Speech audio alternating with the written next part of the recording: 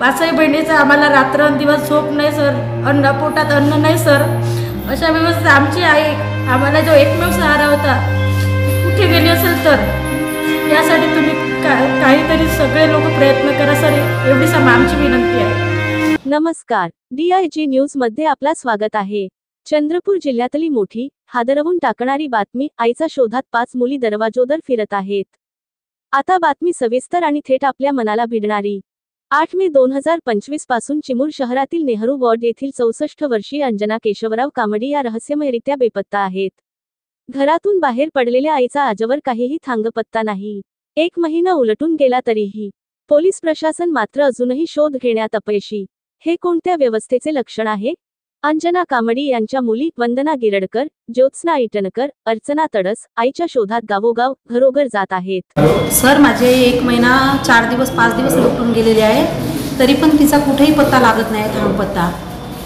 म्हणजे अजूनही तिला कुठं काही अजून आपल्याला ठोस सबूत नाही मिळालेलं आहे. आणि सगळे पोलीस प्रशासन हे शोधण्यामध्ये अपयशी ठरलेले आहे सर. आजपर्यंत म्हणजे त्यांच्याकडे आमच्या अपेक्षा होत्या, जेव्हा केव्हा त्यांना आपण प्रश्न विचारला जातो ते म्हणत आहे आमचा शोध सुरू आहे, आमचा शोध सुरू आहे. पण कुठपर्यंत शोध सर? म्हणजे आज इतके दिवस होऊन माझ्या याचा अजिबात तपास नाही लागत आहे, तर आम्हाला काळजी वाटायला लागली सर. आई कशी असेल, कुठं असेल, कोणत्या परिस्थितीमध्ये असेल म्हणून. एक मुलगी वंदना गिरडकर हिने पत्रकार परिषद घेऊन थेट पोलिसांवर गंभीर आरोप केले आहेत.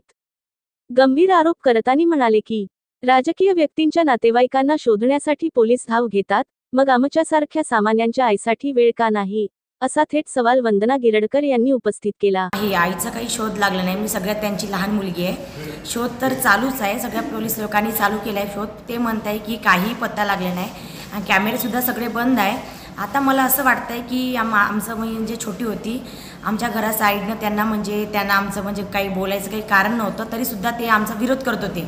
तर मला असं डाऊट वाटतं आहे की कोणाचं तरी हे काम आहे वा. आई तर घरातून जाऊ शकत नाही, कारण की 2 दिवसामध्ये माझ्या काकाच्या मुलाचं लग्न होतं आणि आई 2 दिवसाच्या आधीच बेपत्ता झाली.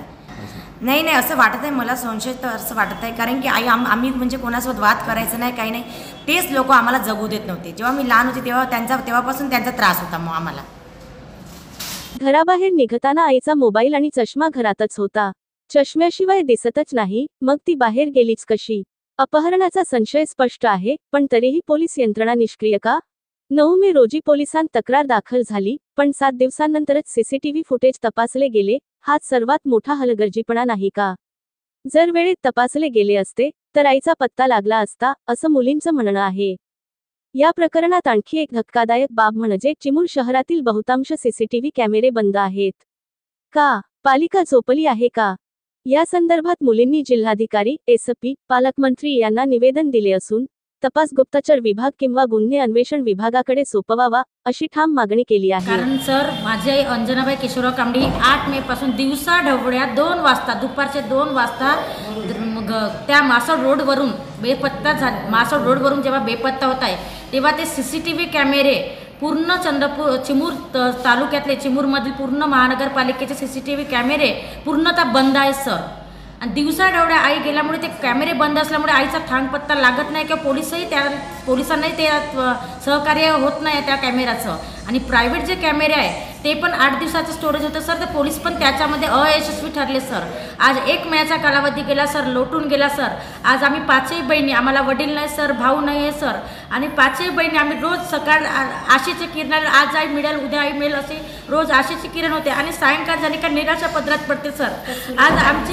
आज चिमूर जिल्हा झाला पाहिजे म्हणते, पण स्त्रीच्या विकासाबद्दल काय सर, स्त्रीच्या संरक्षणाबद्दल काय? आज दिवसा ढवळ्या जेव्हा वृद्ध एक 62 वर्षाची महिला, वृद्ध महिला रस्त्यावरून बेपत्ता होत आहे सर, तर या घटनामध्ये पोलीस यंत्रणा पूर्णतः अयशस्वी ठरत आहे सर. आणि पीडित कुटुंबाने जेव्हा पोलिसांना तक्रार केली तर पोलीससुद्धा 24 तासानंतर, आणि या 24 तासामध्ये सर माझ्या आईचं काही कमी जास्त झालं तर कोण? प्रशासन जबाबदार राहणार आहे का सर? किंवा SP सारख्या पोलीस यंत्रणा जबाबदार राहणार आहे का? आता आम्हाला आमची आई जी आहे ती मिळत नाही, याला सर्वस्वी जबाबदार आहे महानगरपालिकेचे कॅमेरे, पोलीस यंत्रणा आणि सर्व सर. मला माझ्या आईला शोधून काढण्यामध्ये सगळे जिल्हा परिषद सगळे सर कारणीभूत ठरत आहे सर. हे जर कॅमेरे जर व्यवस्थित असते सर, चालू असते, तर कुठेतरी माझ्या आईचा थांगपत्ता लागला असता सर. अशा प्रकारे आम्ही खूप दुःख घरावर खूप दुःखाचा डोंगर कोसळला आहे, दुःखाचं संकट कोसळलं आहे. 5ही बहिणीचं आम्हाला रात्रंदिवस झोप नाही सर, पोटात अन्न नाही सर.